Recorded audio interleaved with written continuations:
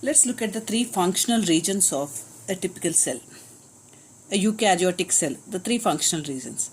This is a plasma membrane or the outer membrane, or which is also called as the cell membrane.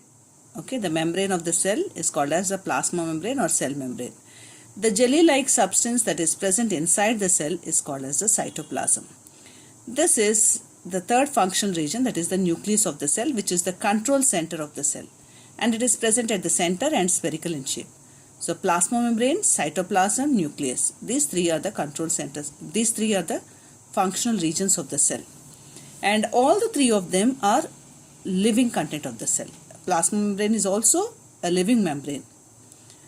The plasma membrane is made up of lipids and proteins. What is it made up of? It is made up of lipids and proteins. It is made up of lipids and proteins.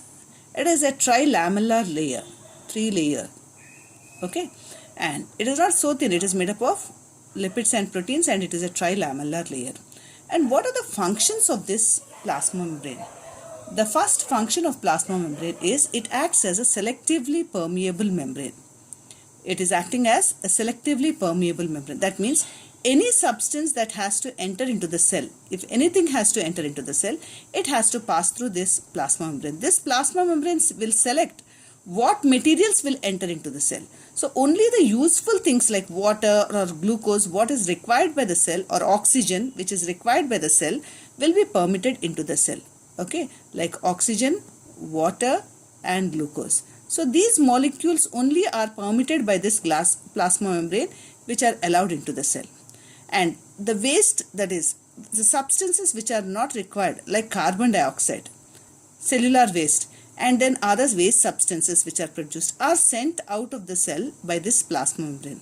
So which means that this plasma membrane is selecting what has to enter into the cell or what has to move out of the cell is selected by this plasma membrane, isn't it?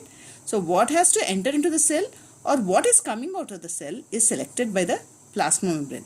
So that's why the plasma membrane is called a selectively permeable membrane.